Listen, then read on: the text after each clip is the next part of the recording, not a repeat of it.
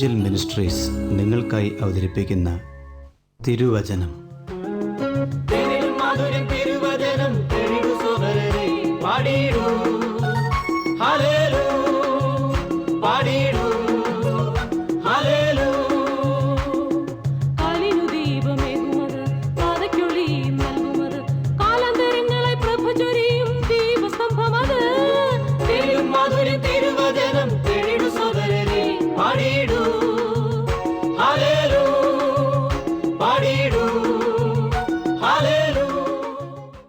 ഇന്ന് നമ്മോട് ദൈവവചനത്തിൽ നിന്ന് സംസാരിക്കുന്നത് സുവിശേഷകൻ ജോർജ് മാത്യു, മുംബൈ. പ്രാർത്ഥനയോടെ ശ്രദ്ധിച്ചാലും. ഇവാഞ്ചൽ മിനിസ്ട്രീസിലേക്ക് വീണ്ടും സ്വാഗതം. കഴിഞ്ഞ പ്രാവശ്യം ചോദിച്ച ചോദ്യത്തിൻ്റെ ഉത്തരം പറഞ്ഞുകൊണ്ട് ഈ ക്ലിപ്പ് തുടരാം എന്ന് ഞാൻ വിചാരിക്കുകയാണ്. നമുക്കറിയാം, യോഹന്നാൻ 13-ാം അധ്യായത്തിൽ കർത്താവ് തിരുവത്താഴത്തിന് തൊട്ടു മുമ്പായി പെസഹയുടെ കണ്ണമെടുത്ത് മുക്കി യൂദാസിന് കൊടുത്തപ്പോൾ അതിനൊപ്പം പിശാച് കയറി എന്ന് നമ്മൾ വായിക്കുന്നുണ്ട്, മനസ്സിലാക്കുന്നുണ്ട്. എന്നാൽ ലൂക്കോസ് 22 നമ്മൾ വായിക്കുന്നതെങ്കിൽ ആ സംഭവത്തിന് വളരെ മുമ്പ് തന്നെ പിശാച് ഒന്ന് കയറിയതായിട്ട് നാം കാണുന്നുണ്ട്. ലൂക്കോസ് 22-ന്റെ 3 മുതലുള്ള വാക്യങ്ങൾ, 10, 12 വാക്യങ്ങൾ, ഈ വാക്യങ്ങളൊക്കെ ശ്രദ്ധിക്കാമെങ്കിൽ അവിടെ പിശാച് പ്രവേശിച്ചതായിട്ട് നമുക്ക് കാണാനായിട്ട് കഴിയും. ഇവിടെ നമുക്ക് പഠിക്കുവാൻ വീണ്ടും ഒരു പാഠം ലഭിക്കുന്നു. അതെന്താണ് എന്ന് ചോദിച്ചു കഴിഞ്ഞാൽ, പിശാച് കയറി എങ്കിൽ ഇടയ്ക്ക് എവിടെയോ വെച്ച് ഇറങ്ങി. അതുകൊണ്ടാണല്ലോ യോഹന്നാൻ 13-ൽ ആ മാളിക മുറിയിൽ വീണ്ടും പ്രവേശിക്കേണ്ടതായിട്ട് വന്നത്. അതിൽ നാം മനസ്സിലാക്കേണ്ട ഒരു കാര്യം, പിശാച് ഇറങ്ങിപ്പോകത്തക്കവണ്ണം അവിടെ എന്തോ സംഭവിച്ചു എന്നുള്ളതാണ്. അതൊന്ന് പറയുവാൻ ഞാൻ താല്പര്യപ്പെടുകയാണ്. ലൂക്കോസ് 22 നമ്മൾ വായിക്കുമ്പോൾ അവിടെ കാണുന്നത് 3-ാം വാക്യം, ദെൻ സേറ്റൻ എൻറ്റർഡ് ജൂദാസ്. പിശാച് യൂദാസിൽ പ്രവേശിച്ചു എന്ന് തന്നെയാണ്. പിന്നീട് നമ്മൾ കാണുന്ന യോഹന്നാൻ 13-ന്റെ 26, 27 വാക്യങ്ങളാണ്. അപ്പോൾ ഇതിനിടയ്ക്ക് എന്തുകൊണ്ട് ഇറങ്ങിപ്പോയി? യൂദാസ് മഹാപുരോഹിതന്മാരുടെ അടുക്കൽ ചെന്ന് പണത്തിനൊത്തു ഒറ്റിക്കൊടുക്കുവാനായി സമ്മതിച്ചത് എന്താണ്? ആൾക്കൂട്ടമില്ലാത്ത സമയത്ത് അവനെ ഒറ്റിക്കൊടുക്കുക എന്നുള്ളതാണ്. ആ കാര്യം 6-ാം വാക്യം വളരെ വ്യക്തമായിട്ട് എഴുതിയിട്ടുണ്ട്. Betray him to them in the absence of the multitude. പുരുഷാരമില്ലാത്തപ്പോൾ അവനെ ഒറ്റിക്കൊടുക്കണം. അപ്പോൾ അതിന് ഒരു ശിഷ്യൻ്റെ ആവശ്യമുണ്ട്.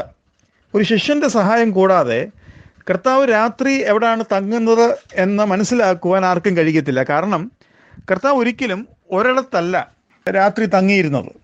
താനും പല ദിവസങ്ങളും പലയിടത്തായിട്ടാണ് തങ്ങിക്കൊണ്ടിരുന്നത്. അതുകൊണ്ട് ഒരു ശിഷ്യൻ്റെ സഹായം ഈ തരുണത്തിൽ ആവശ്യമാണ്. അങ്ങനെ ഇരിക്കെ നമുക്കറിയാം, യൂദാസിൻ്റെ ഉള്ളിൽ ഇപ്പോൾ പിശാചുണ്ട്. കർത്താവിൻ്റെ സംസാരത്തിൽ നിന്നും കർത്താവിൻ്റെ വാക്കുകളിൽ നിന്നും ഇന്ന് രാത്രി എവിടെ ആയിരിക്കും കർത്താവ് സമയം ചെലവഴിക്കാൻ പോകുന്നതെന്ന് മനസ്സിലാക്കുവാൻ ശ്രമിച്ചുകൊണ്ടിരിക്കുന്ന ഒരു വ്യക്തിയായിട്ടാണ് ഇപ്പോൾ യൂദാസ് ഇരിക്കുന്നത്. ആ സമയത്താണ് ശിഷ്യന്മാർ വന്ന് ചോദിക്കുന്നത്, നീ പെസഹ കഴിപ്പാൻ എവിടെ ആഗ്രഹിക്കുന്നു, ഞങ്ങൾ എവിടെ ഒരുക്കണം എന്നുള്ളത് ചോദിക്കുകയാണ്.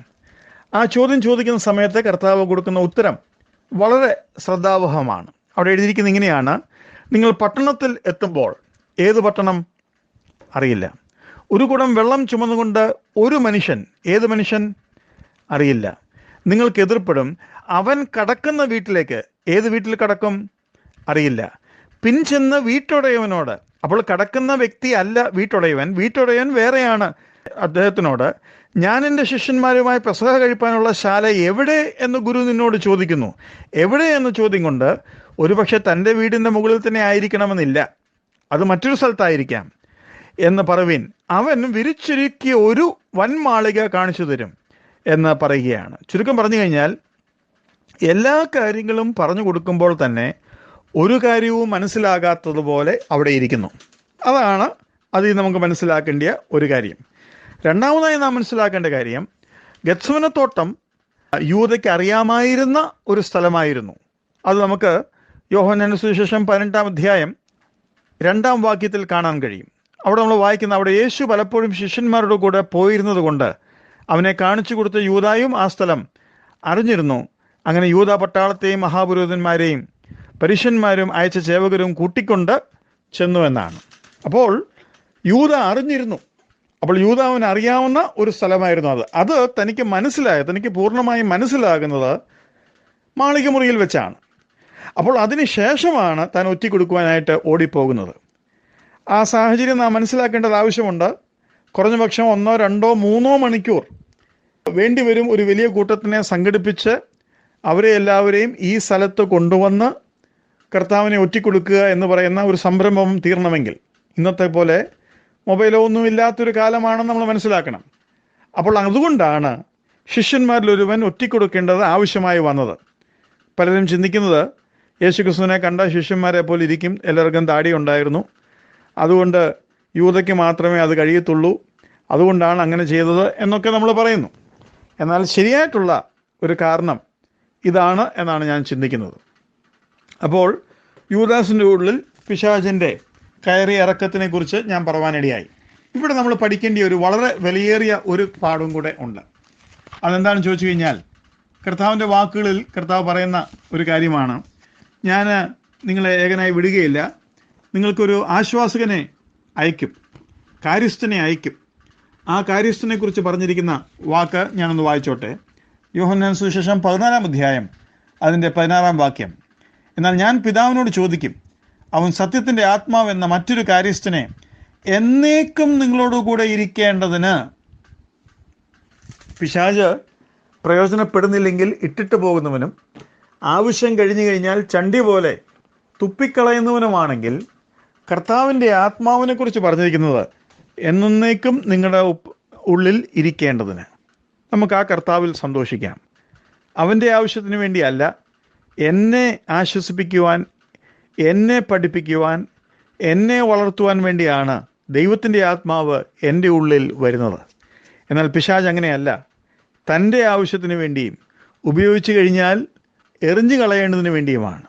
യൂദാസ് കെട്ടിത്തൂങ്ങി ചത്തു എന്ന് നമുക്കറിയാം. മാത്രമല്ല, കെട്ടിത്തൂങ്ങി ചത്തു എന്ന് പറയുന്നതിലുപരിയായി കെട്ടിത്തൂങ്ങി താഴെ വീണ് കുടല് പൊട്ടി താൻ മരിച്ചു എന്ന് പറയുന്നതായിരിക്കും കൂടുതൽ ശരി എന്ന് ഞാൻ ചിന്തിക്കുകയാണ്. ഞാൻ പറയാൻ ആഗ്രഹിക്കുന്ന കാര്യം, നമ്മുടെ കർത്താവ് നമ്മെ ഉയർത്തുന്ന, നമ്മെ രക്ഷിക്കുന്ന, നമ്മെ നടത്തുന്ന, നമ്മെ സഹായിക്കുന്ന ദൈവമാണ്.